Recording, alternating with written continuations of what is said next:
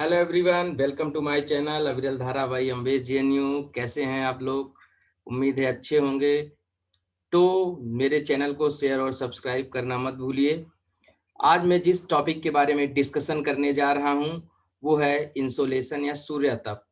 तो सूर्य तप क्या है? जैसे अगर हम सूर्य तप को समझने की कोशिश करें एकदम सिंपल वर्ड्स में, तो आप एकदम आराम से आसानी से ऐसे समझ सकते हैं कि ये जो सन है, सन जो है इससे निकलने वाली जो रेडिएंट एनर्जी है या ऊर्जा की मात्रा है, ये पृथ्वी पर पहुंचती है शॉर्ट वेव्स के फॉर्म में। और वही जो लघु तरंगों या शॉर्ट वेव के फॉर्म में हमारी अर्थ पर पहुंच रही है, वही कुल मिलाकर के सूर्य तप है, जिसको हम इंसोलेशन अंग्रेजी में कहते हैं या सूर्य तप हिंदी में कहते हैं। अब ये किस स्पीड से आ रहा है और किस फॉर्म में आ रहा है, यही कुल मिलाकर के इसकी डेफिनेशन हो जाती है। तो आप समझिए सूर्य तप क्या है। सूर्य तप सूर्य की किरण का वह भाग है जो पृथ्वी को प्राप्त होता है। इसको निम्नलिखित प्रकार से समझ सकते हैं। लघु तरंगों के रूप में आने वाली सूर्य की किरणें जो 3 लाख किलोमीटर प्रति सेकेंड या 1,86,000 मील प्रति सेकेंड की गति से पृथ्वी की सतह पर पहुंचती हैं, सूर्य तप कहलाती हैं। The radiant energy received from the sun transmitted in a form analogous to short waves। तो किस फॉर्म में है? ये शॉर्ट वेव के फॉर्म में है या लघु तरंगों के फॉर्म में है, इसको याद रखिएगा। And travelling at a rate of 3 lakh kilometre पर सेकेंड और 1,86,000 पर miles A second is called solar radiation और सोलर इंसोलेशन। तो मतलब सूर्य से जो पृथ्वी पर ऊर्जा आ रही है वो किस गति से आ रही है? 3 लाख किलोमीटर पर सेकेंड या 3 लाख किलोमीटर प्रति सेकेंड की स्पीड से सतह पर पहुंच रही है। किस फॉर्म में आ रही है? शॉर्ट वेव के फॉर्म में। मैंने पहले ही अपने वीडियो में डिस्कस किया था जब मैं हीट बजट बता रहा था कि शॉर्ट वेव के फॉर्म में आती है और लॉन्ग वेव के फॉर्म में ये वापस होती है। तो इस पॉइंट को याद रखिएगा। ओके, तो इसी को ही सोलर इंसोलेशन या सोलर रेडिएशन कहा जाता है। एकदम सिंपल सी बात है। आता कैसे है? मैंने पहले ही बताया है, सूर्य के अंदर जो है वो लगातार न्यूक्लियर रिएक्शंस हो रहे हैं और सूर्य के अंदर होने वाले न्यूक्लियर रिएक्शन से जो ऊर्जा जनरेट होती है, जो एनर्जी जनरेट होती है, वही हमारी पृथ्वी पर आती है फोटोन के फॉर्म में। ये आपको पता है। ओके, अब अर्थ जो हमारी है, जो हमारी पृथ्वी है, वो किस रेट से इसको रिसीव करती है? तो earth receives energy at rate of 1.94 gram calories per minute per centimetre square which is called solar constant. सौर स्थिरांक क्या है? जो हमारी पृथ्वी है वो इस दर से 1.94 gram calories per minute per centimetre square की दर से सूर्य की किरण लगातार रिसीव करती है और इसी को ही सोलर कांस्टेंट कहा जाता है या सौर स्थिरांक कहा जाता है। ओके, तो इसको थोड़ा सा देखते हैं कि मतलब 1 सेंटीमीटर स्क्वायर के एरिया पे 1 मिनट में जो है वो कितनी कैलोरी एनर्जी आती है? 1.94 ग्राम कैलोरीज एनर्जी आती है और ये कॉन्स्टेंटली आती है। इसी को ही सोलर कांस्टेंट या सौर स्थिरांक कहा जाता है। अब ये जो सौर स्थिरांक की बात हम कर रहे हैं, ये एक्सप्रेस किया जाता है लैंजली में। मतलब लैंजली इसका यूनिट है। सोलर एनर्जी जो जो ये सोलर इंसोलेशन को हम लिखते हैं, वो किस में लिखते हैं? लैंजली में लिखते हैं। तो आप यहाँ पर देखिए, इसको याद रखिएगा। 1 gram calorie per centimetre square per minute is equal to 1 langley. मतलब 1 gram calorie per centimetre square per minute 1 langley के बराबर है। और हम रिसीव क्या कर रहे हैं? 1.94 gram calories per minute per centimetre square. 1.94 gram calories per minute per centimetre square which is almost equal to 2 langley. मतलब हम जो एनर्जी हमको मिल रही है, वो कितना एनर्जी मिल रही है? वो 2 लैंजली के बराबर एनर्जी मिल रही है। तो ये सारी चीजें बहुत ही इंपॉर्टेंट हैं। इसको जो है वो दिमाग में रखेंगे, इससे आपको एग्जाम में क्वेश्चन मिल सकते हैं। अब आइए आगे देखते हैं कि कौन कौन से फैक्टर्स हैं जो अफेक्ट करते हैं डिस्ट्रीब्यूशन ऑफ सोलर इंसोलेशन को, which is also very important. So let's see this in next slide. Okay, तो अभी आप देखिए कि सूर्य तप जो है उसको कौन कौन से कारक प्रभावित करते हैं। What are the factors that are affecting distribution of solar insolation. तो सूर्य तप को प्रभावित करने वाले कारकों पे अगर हम एक नजर डालें तो आसानी से देख सकते हैं कि सबसे पहला जो पॉइंट है, the first point is incident angle of sun rays. मतलब जो सनरेज है उसका जो कोण है, जो आपतन कोण है, आपतन कोण मतलब जो सूर्य की किरणें, अगर आप यहाँ पे समझिए सन है तो किस कोण से सूर्य की किरणें गिर रही हैं। जैसे आप एकदम क्लियरली समझ सकते हैं अगर आपने ज्योग्राफी पढ़ी है तो देखेंगे कि जो सन रहता है, sun rays are mostly vertical between Tropic of Cancer, मतलब एक बार ट्रॉपिक ऑफ कैंसर और ट्रॉपिक ऑफ कैप्रिकॉर्न जो है कर्क रेखा और मकर रेखा के बीच में ही सूर्य की किरणें लगभग वर्टिकल पड़ती हैं। 21 जून के आसपास यहाँ पर वर्टिकल होती हैं ट्रॉपिक ऑफ कैंसर पर, और उसके बाद दिसंबर में 22 दिसंबर के आसपास होती हैं ट्रॉपिक ऑफ कैप्रिकॉर्न पर। बीच में यहाँ पर 21 मार्च और 23 सितंबर को यहाँ पर वर्टिकल होती है। मतलब सन घुमा फिरा करके वर्टिकल रहता है, जो सीधी लंबवत किरणें पड़ती हैं वो कर्क रेखा और मकर रेखा के बीच में ही होती हैं। बाकी आपके जो पोलर रीजन्स होते हैं या जिनको हम टेम्परेट जोन्स या शीतोष्ण कटिबंध कह सकते हैं, ये टॉरिड जोन या उष्ण कटिबंध होता है 23.5 से 23.5 के बीच में, और ये आपका होता है टेम्परेट जोन या शीतोष्ण कटिबंध 66-23 टू 66 इसके बीच में ये शीतोष्ण कटिबंध होता है। ऊपर ये फ्रिजिड जोन या ये ठंडे प्रदेश होते हैं, पोलर रीजन होते हैं, ध्रुवीय क्षेत्र होते हैं। तो यहाँ पर जो सनरेज पहुंचती हैं वो कैसी पहुंचती हैं, वर्टिकल पहुंचती हैं, बट जब ये सनरेज पहुंचती हैं पोलर रीजन पे तो ये तिरछी पहुंचती हैं, ठीक है ना, ऑब्लिक सनरेज पहुंचती हैं, और प्लस ये लंबा थोड़ा सा टाइम लेकर के पहुंचती हैं। सो बिकॉज ऑफ दैट क्या होता है कि यहाँ जो सनरेज होती हैं इनकी इंटेंसिटी जो होती है वो कम होती है, डिफ्यूज्ड सनरेज पहुंचती हैं, तीव्रता इनकी कम हो जाती है। तो ये एरिया हमेशा ही सबसे हॉट एरिया होते हैं क्योंकि इन पर वर्टिकल सनरेज होती हैं, इन पे न्यून कोण बनाती हैं, एक्यूट एंगल्स बनाती हैं, ऐसा आप कहिए। तो अब आप आराम से समझ सकते हैं कि जो एरिया जहां पर सनरेज वर्टिकल पहुंचती हैं वहां पे टेम्परेचर हमेशा ज्यादा होता है, जहां पे सनरेज तिरछी होकर के पहुंचती हैं या ऑब्लिक सनरेज पहुंचती हैं वहां पे हमेशा टेम्परेचर कम होता है।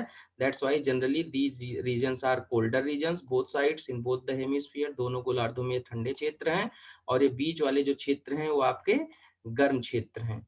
इसी तरीके से जिस तरीके से इसकी बात हो रही है, दिन के समय भी आप देख सकते हैं, जब दिन होता है तो हमेशा सनरेज जो होती हैं वो ज्यादा तेज होती है, उनकी इंटेंसिटी ज्यादा होती है। रात के समय जो सनरेज होते हैं उनकी जो तीव्रता है या इंटेंसिटी है वो कम हो जाती है। तो कुल मिलाकर के इंसिडेंट एंगल ऑफ जो सनरेज है, सूर्य की किरणों का आपतन कोण, ये बहुत ही ज्यादा मात्रा में प्रभावित करता है किसको, सूर्य तप को प्रभावित करता है।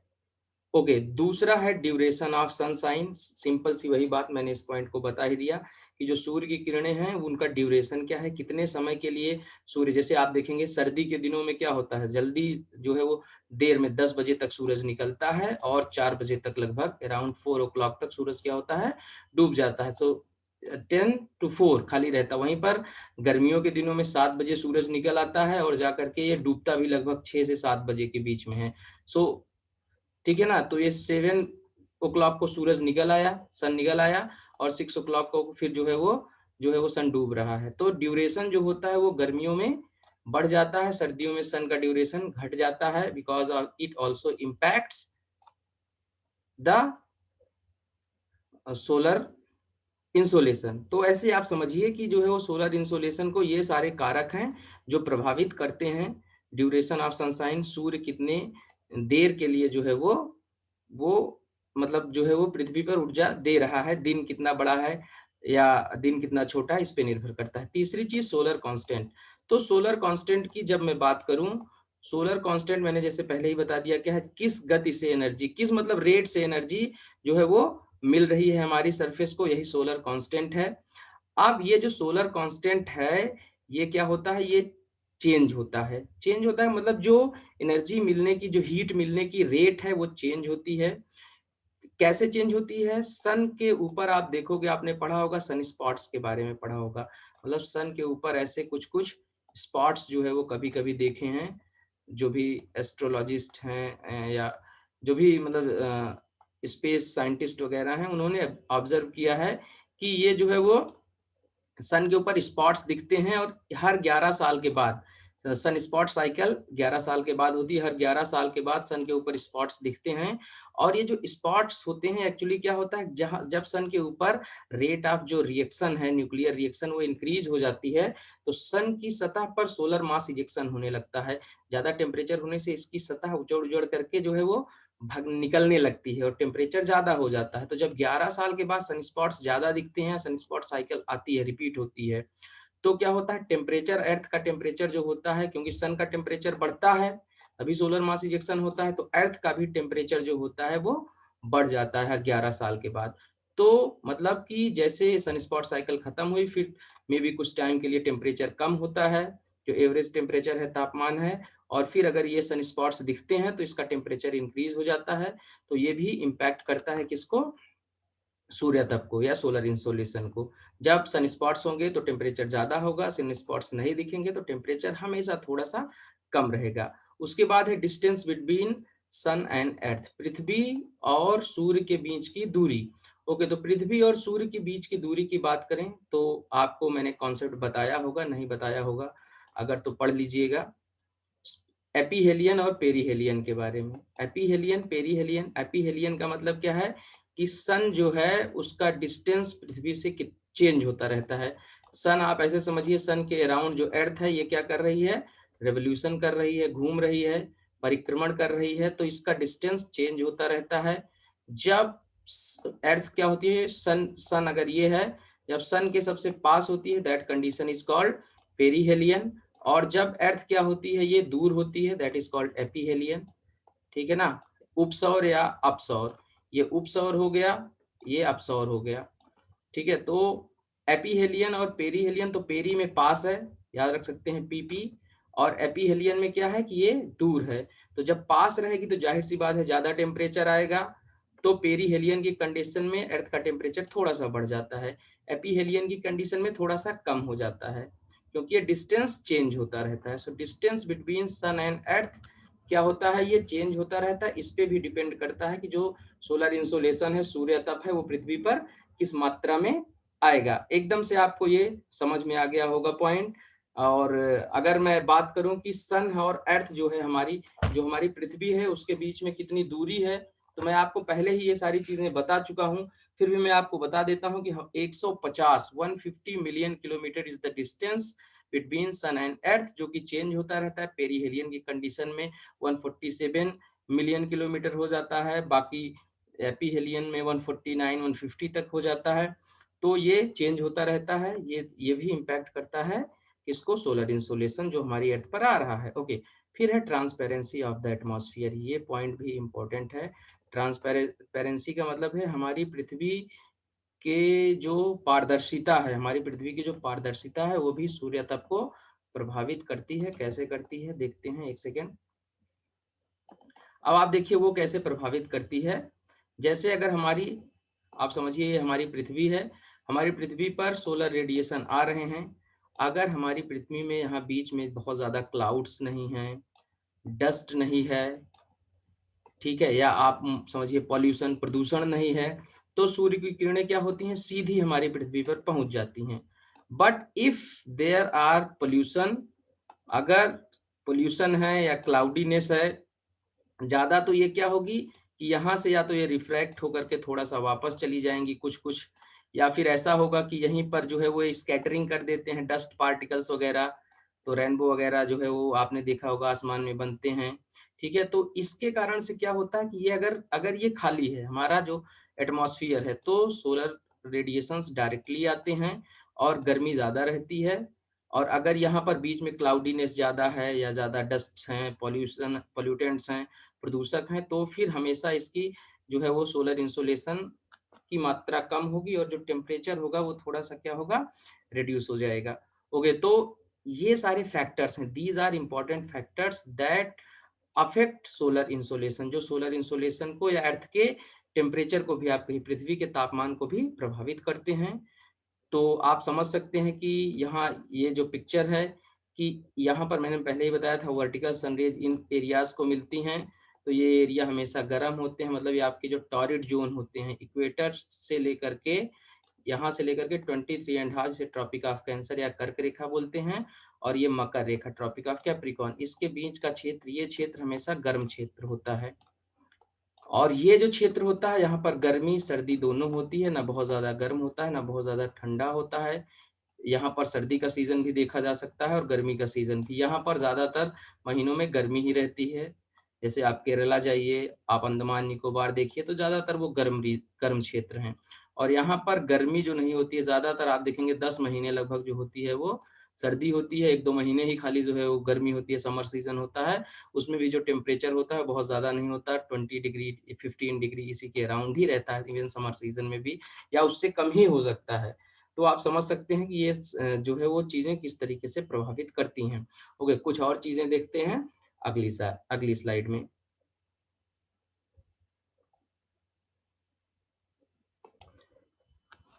तो अब देखते हैं हॉरिजॉन्टल डिस्ट्रीब्यूशन ऑफ हीट या हॉरिजॉन्टल डिस्ट्रीब्यूशन ऑफ टेम्परेचर। आपको मैंने पहले ही समझा दिया है कि यहाँ पर ये सारे जो रीजन होते हैं, ये जो टॉरिड जोन है आपकी, या जो गर्म क्षेत्र है आपका, यहाँ पर हमेशा सोलर इंसोलेशन की मात्रा अधिक रहती है। ये तापाधिक के क्षेत्र होते हैं, मतलब यहाँ हाई टेम्परेचर रीजन्स होते हैं। इक्वेटर पर सबसे ज्यादा जो है वो तापमान होता है, क्योंकि यहाँ पर सूर्य की किरणें वर्ष में 2 बार लंबवत होती हैं। Sun rays are twice vertical here, 21 मार्च और 23 सितंबर, 21 मार्च एंड 23 ऑफ सितंबर। तो सनरेज यहाँ वर्टिकल होती हैं। फिर सितंबर के बाद क्या होता है, मार्च के बाद अप्रैल मई जून, 21 जून को यहाँ पर होती हैं सनरेज वर्टिकल। उस समय नदर्न हेमिस्फीयर में आप देखते होंगे पूरे जो उत्तरी गोलार्ध है, यहाँ पर गर्मियां रहती हैं, समर सीजन एक्सपीरियंस किया जाता है। इधर जो होते हैं आपके वो विंटर्स होते हैं। और फिर जब ये 21 जून के बाद जुलाई अगस्त सितंबर, तो 23 सितंबर को फिर से सन रेज यहाँ पे वर्टिकल होती हैं। फिर यहाँ पर इक्वेटर पे गर्मी रहती है, धीरे धीरे यहाँ का टेम्परेचर रिड्यूस होने लगता है। अक्टूबर नवंबर दिसंबर, 22 ऑफ दिसंबर, 22 दिसंबर के आसपास सनरेज वर्टिकल होती हैं इस पर। और जब सनरेज इस पर लंबवत होती हैं, तो उस समय दिसंबर में आप देखेंगे नदर्न हेमिस्फीयर में क्या होती हैं, सर्दियां होती हैं। ओके, तो लेकिन इन रीजन्स में हमेशा ही गर्मी रहती है, ज्यादातर साल के 10 महीने 10 मंथ्स जो है वो गर्मी रहती है। तो ये एरियाज जो है वो टॉरिड जोन है या गर्म क्षेत्र हैं। इसके बाद यहाँ क्या होती है, सर्दी के मौसम में जब सन इधर है तो इधर सर्दियां होंगी। जब सन इधर है, नदर्न हेमिस्फीयर में है, मतलब सन की पोजीशन, नॉट सन, क्योंकि पृथ्वी घूम रही है, तो उस समय यहाँ पर क्या होंगी, जब सनरेज इसमें वर्टिकल होंगी तो यहाँ पर गर्मियां होंगी। ओके, तो गर्मी और सर्दी, यहाँ पर जो टेम्परेट जोन है, यहाँ पर गर्मी होती है 6 महीने, 6 महीने लगभग सर्दी होती है। 6 मंथ्स जो है वो आपकी हो गई summer and 6 months of winter. ये चीजें दोनों हेमिस्फीयर में देखी जा सकती हैं, नदर्न में भी और सदर्न में भी। पर आप फ्रिजिड जोन, जब इस जोन में आएंगे आप, तो यहाँ पर क्या होती है, सिर्फ यहाँ पर सर्दियां होती हैं, मैं पहले ही बता चुका हूँ। अब अगर आप सोचिए कि अगर जो सोलर एनर्जी है वो इसी तरीके से लगातार इसी रेट से मिलती रहे, मतलब गर्म क्षेत्र को इसी तरीके से मिलती रहे और जो ठंडे क्षेत्र हैं उनको ना मिलती रहे सोलर इंसोलेशन, या बहुत कम मात्रा में, अल्प मात्रा में मिलती रहे, तो क्या होगा, जो ये पोलर रीजन्स हैं ये पूरे के पूरे बहुत ठंडे हो जाएंगे। Polar regions would get cold, ये जो ध्रुवीय क्षेत्र हैं ये उतने ही ठंडे होते जाएंगे और ये क्षेत्र उतने ही गर्म होते जाएंगे। तो ना आदमी, कोई भी इंसान ना गर्मी में रह पाएगा और ना बहुत ज्यादा सर्दी में रह जाएगा, मतलब ये ऐसा हो सकता है इनहेबिटेबल भी हो सकते हैं। इसके लिए अर्थ का अपना एक मैकेनिज्म है, होम्योस्टैटिक मैकेनिज्म। आपने इसके बारे में पढ़ा होगा कि अर्थ का अपना एक रेगुलेटरी मैकेनिज्म है, वो सारी चीजों को क्या करती है, बैलेंस कर लेती है। कोई भी चीज होती है उसको बैलेंस कर लेती है। अब कैसे करती है, इसको अगर हम देखें तो हम ये देखते हैं कि हमारी सरफेस पर क्या चलती हैं, विंड्स चलती हैं, और जो है वो चलती हैं ओशनिक करेंट्स। तो जो ये हीट है, जो यहाँ पर कम हीट है और यहाँ पर जो ज्यादा हीट है, फ्रिजिड जोन में कम हीट और इधर जो टॉरिड जोन में ज्यादा हीट है, इस हीट का रीडिस्ट्रीब्यूशन होता है। रीडिस्ट्रीब्यूशन सबसे ज्यादा दो एजेंट्स के माध्यम से होता है। अब आप एकदम आराम से समझ सकते हैं कि वो कौन कौन से दो एजेंट हैं जिनके माध्यम से, या दो चीजें हैं जिनके माध्यम से रीडिस्ट्रीब्यूशन ऑफ हीट होता है। So you can easily understand कि यहाँ पर ये आप देखिए जो है वो विंड्स चलते हैं। आपने पढ़ा होगा ट्रेड विंड्स के बारे में, ट्रेड विंड्स इधर चलते हैं, वेस्टर्लीज पछुआ पवनों के बारे में। और उसके बाद पोलर विंड्स के बारे में या पोलर स्टर्लीज के बारे में। तो ये आप यहाँ पर देख सकते हैं, ये इनकी डायरेक्शन मैंने बनाई है, ये 3 सेल बना के बहती हैं, ये मैं आपको बाद में समझाऊंगा। लेकिन आप ये समझिए कि हवाएं जो है वो इक्वेटर की तरफ आती हैं, फिर इधर साइड में जाती हैं, मतलब हवाएं कुल मिलाकर के क्या करती हैं, हीट को रीडिस्ट्रीब्यूट कर देती हैं। ये जो विंड्स हैं ये ज्यादा मतलब गर्म क्षेत्रों से ठंडे क्षेत्रों की तरफ लेकर के जाती हैं विंड को, या ठंडे से गर्म की तरफ लेकर के आती हैं, तो ये रिडिस्ट्रीब्यूशन ऑफ हीट करती हैं। उसी तरीके से ओशनिक करंट्स आपने देखा होगा, जो एक सेकेंड, ओके, तो आपने ओशनिक करंट्स को देखा होगा, जो ओशनिक करंट्स आपकी इस एरिया में चलते हैं, इक्वेटोरियल एरिया में, वो सारे के सारे ओशनिक करंट्स होते हैं वार्म करंट्स। तो वार्म करंट्स यहाँ से चल करके समुद्री धाराओं की अब मैं बात कर रहा हूँ, तो वार्म करंट्स समुद्री धाराएं यहाँ से चलती हैं इधर की तरफ, फिर घूम करके ऐसे आती हैं, इधर से समुद्री धाराएं जो होती हैं वो आती हैं ऐसे। तो ये घूम घूम करके समुद्री धाराएं क्या करती हैं, ये भी जो तापमान, ज्यादा तापमान वाले क्षेत्र होते हैं वहां से तापमान को रिडिस्ट्रीब्यूट कर देती हैं, पुनः जो है उनको दूसरी जगह पर ले जा करके जो है वो पहुंचा देती हैं, तापमान को टेम्परेचर रिडिस्ट्रीब्यूशन का काम करती हैं। तो इसके कारण से क्या होता है कि किसी भी जगह का तापमान बहुत ज्यादा नहीं हो पाता है, और ना ही किसी जगह का तापमान बहुत कम हो पाता है।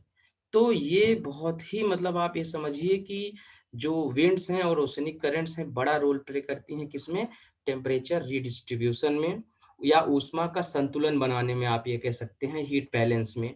तो हीट बैलेंसिंग ये बहुत ही बड़ा प्रोसेस है, होम्योस्टैटिक मैकेनिज्म अर्थ का है, और ऊष्मा को ये क्या करती हैं, तापाधिक्य के क्षेत्र से जो है वो कम ताप वाले क्षेत्रों की तरफ स्थानांतरित कर देती हैं, या जहां पर बहुत कम तापमान है उधर से कुछ ला करके जो है वो इधर स्थानांतरित कर देती हैं। तो ये कुल मिलाकर के विंड और ये आपकी ओशनिक करंट जो समुद्री धाराएं और पवने हैं, ये तापमान के रिडिस्ट्रीब्यूशन में बहुत हेल्प करती हैं। आज के लिए फिलहाल इतना ही। आई होप आप लोगों को समझ में आया होगा, और अगर आपको कुछ कमी नजर आती है या लगता है मुझे और थोड़ा इम्प्रूव करना चाहिए, तो please give your suggestions, I would welcome that, और मैं ट्राई करूंगा इम्प्रूव करने की। Okay, and please don't forget to share, like, and subscribe. So subscribe my channel Aviral Dhara by Ambase JNU. Thank you very much.